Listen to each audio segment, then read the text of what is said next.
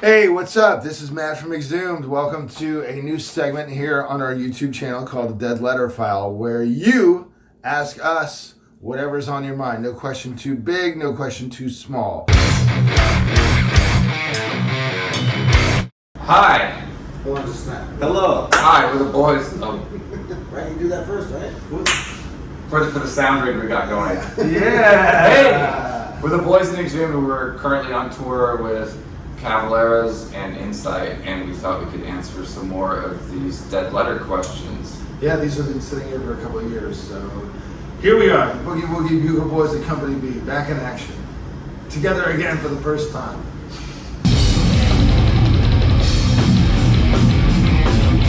It says, hey, Travis Holler here, and I have two questions. One, what is your favorite song you haven't played live? And two, would you ever do the Metallica thing and release a second covers album and call it Garbage Inc.? Well, now that we can steal your idea, maybe we should. Thanks for handing that one over. I mean, generally, if Metallica does stuff, I tend to think it's a good idea. But, I mean, I don't know if people really are dying to hear more covers, but who knows? What song would you want to play that you haven't played? Baz. Yeah, what do you think about We that? haven't played Buried to Die, and I think that's one of my favorite guitar solos I've ever done. Well, there you go. Maybe we should put Buried to Die in the set list. I'm sad we're not playing the song I wrote that ended up on the cutting room floor of Gore Metal, because now we can't remember it, so that I can say without anyone proving me wrong that it definitely was the best Exhumed song ever written. Prove me wrong. I would say Enucleation. I like that song. We never played it. If only that album it was on was having some sort of anniversary this year. We might even throw we might it in plan sets a tour around around that and maybe throw in some deep cuts to that album. Holy shit.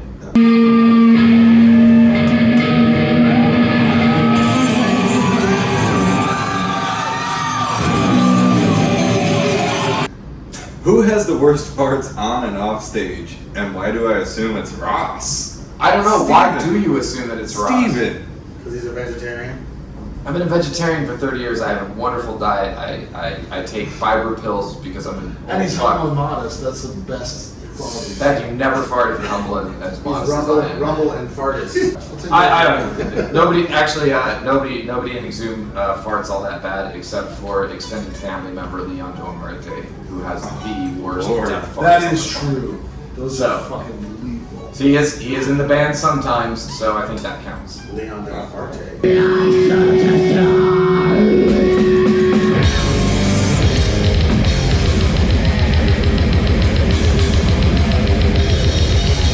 It says, my question is, what was it like making the Twisted Horror split since Matt is an Exhumed and Gruesome? My piece first. Well, I got to track Mike doing drums in my home studio basement for the first time. And Yeah, it that was was like fun. the first kind of big thing that these guys really trusted me with doing for recording stuff. So that to me was very special. That's what it was like for us, at least. I did solos there as well. Buried to Die. I remember I was having a hard time doing something, and like it was just kind of running in circles. And finally, we were just like, just fucking go off. And that was the take. Yeah. Like that Just next follow, month, like, the main I melody. did something completely Yeah, just different, follow and that it. was the take. Dick. I had a lot of that was a fun follow-up to record after horror, right? And Twisted Prayers, hence Twisted Horror. Yeah. Clever. He's always got to fuck off. But it was after horror, so it was like a kind of going back to a more traditional Exhumed sound and musical take, less of the 80s grind thrash thing that we were doing on horror. So I was like really enjoyed the songs a lot, and someday I'll get around to listening to the gruesome side. I'm sure it's great. Well, sick burn. I mean, I did because I played one of the songs on Okay, well, good for you. Yeah, I enjoyed it because it was just me and Baz got to just collaborate and mess around and like just have fun with it. it. Yeah, dude. Yeah, that was good. Matt has no impression of it. No, for me, it was one of those things where usually if you're going to plan a split, you kind of have to get in touch with somebody and be like, hey, do you guys have any extra songs? And like kind of feel out where they're at with, the recording schedule, their tour cycle, where is this? So it was like, well, I know we got some extra songs in both bands, so it's fine. And the original plan was that we were going to do a tour together, which would have probably killed me. But then the pandemic. We were all hoping it would happen. Right? Then the pandemic, me dying, not the tour, is what Ross meant, just to clarify. I mean, one had to beget the other. Potato. But then the pandemic happened and the tour never happened. But it was cool because also we had something to release like during the pandemic when a lot of bands were kind of sitting on their albums and waiting around and stuff. And I thought it was kind of like, everybody was kind of just, especially in the early days, sitting around with kind of that loose ends. So it was cool to, be able to release something and, maybe bring a little enjoyment to, Hesher's Day. There you go.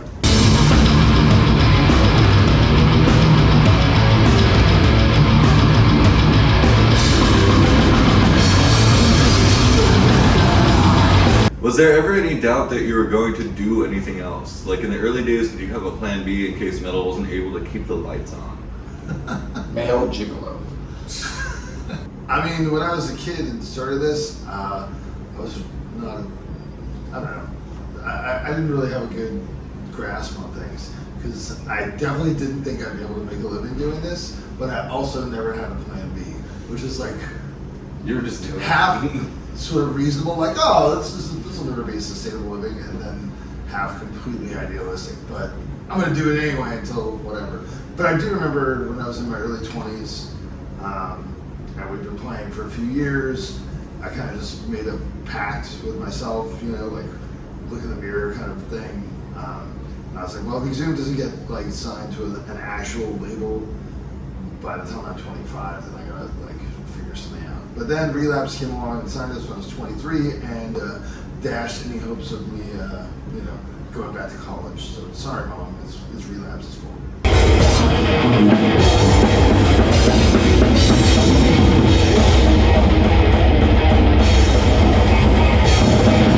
My question is, what happened in your presentation at Forest Fest 2015 in Guadalajara, Mexico? Why wasn't Matt there? Who wants to tell this one?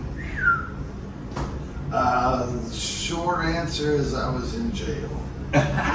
Why were you in jail, Matt? I was in jail because in my guitar case I brought a bullet belt to wear on stage, and instead of just confiscating it at the airport, which was kind of what I thought would happen, they told me that the caliber of bullet was illegal for anybody that wasn't in the military, and that they would have to take me to jail for a night, but it was probably just a formality and I'd be out by 9 a.m. However, they need a translator for me because my Spanish is very limited. It's basically only about food. And the translator didn't get there until like right before Exhumed was about to play. And finally I got out and We watched Judas Priest. we watched Judas Priest. And me and Mikey had to take it on the nose along with the former guitar player Bud Burke, and they were saying I wasn't even technically in the band at the time. I was filling in, and they were saying like we gotta cancel them. I was like, you can't cancel. Yeah. You can't. You literally can't not hear that. It's not gonna go over well with the crowd. Like they're not. It's not gonna. You have to like do the best you can.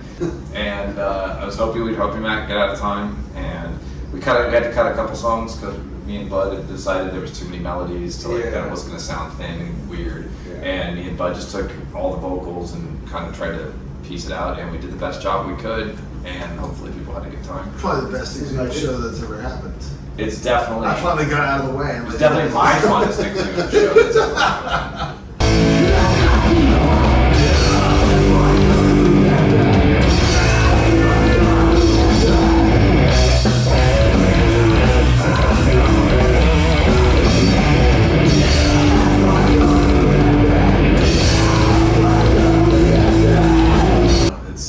I recently picked up the Twisted Horror split with Gruesome, and I was wondering, how do you decide which riffs get used for which bands during the writing process? I think we could all honestly answer on this one. It's the dearth of bands, but I mean, with Gruesome, you're focused on writing style. Yeah, I mean, Gruesome is so specific. Usually there's some, it's really specific. So if I stumble upon something, I'm like, it has to be a Chuck thing, you know, and I'll be, oh yeah, shit. Or generally, if I'm writing for Gruesome, I sit down and think about like, what am I trying to do here, kind of thing, you know. WWCD. Yes, what would Chuck do? I don't know. For me, it's like, I don't know, like my other band, Noisem, is a little bit more focused as well. Where like we're trying to achieve something a little bit different than like the more rock-oriented song structures and sometimes even melodies that we can have in our music. Even still being like an extreme metal band, there's a lot of, you know, structure to it for sure. But with Noisem, I try to bend that a little bit more. But then again, like I basically just write the same song over and over again anyway. So Don't give away the secrets. Alright, my friends, it's time to sing along with us. It goes like this, you ready? Live! From live! That's all I want to hear, too, son. Come on! Yeah, that was sweet, man. I want it loud. Come on! Better, but I know you got some more, man. I fucking want it. One more time, show me what you fucking made of. do you have any listening suggestions for recent releases and favorite amp? I'm gonna say my favorite amp is an Ampeg V4B. This is talking bass. Ampeg V4B from the 70s, but I've also recently switched over to touring for logistical reasons to an Ampeg Portaflex 350, which I highly recommend. It's really easy to dial in and it fits in a tiny little case. So that's my favorite amps right now. I mean, like my favorite of all time is probably like just a Marshall JC300, but I mean, that's not what we use because they're like hella expensive. So I just use like a PV6505 forever because it's like cheap, it's flexible, it's dependable, and you know, it gets the job done. And I try to like focus more on like coloring the tone with like the pedals and stuff, so that it's not, you're not just hearing an amp that you can go buy at the store, you know. Yeah. But at the same time, you know, the 6505 Plus is a nice utilitarian amp. It's not gonna like win any boutique prizes or anything, but it gets the job done. I think mine, I mean, I'm currently using a VTM 120 on tour, and I think it's a very perfect amp for everything that it can do. But my favorite amp of all time, like he was saying, like something that, you know, is a little bit more out of reach for us currently. It's a one-of-one amp that I got to play from the guy who builds our pedals and stuff like that, our good buddy Michael Klein. He brought an amp that he made that was a completely unique design that just came out of his brain. It wasn't kind of like this, it wasn't kind of like that. It was just an all like new circuit. The way that the gain sort of cascaded into each channel was really special. It didn't need an overdrive or anything like that. So the Michael Klein Megaphonics, that is my favorite amp of all time. And what's your favorite drum module?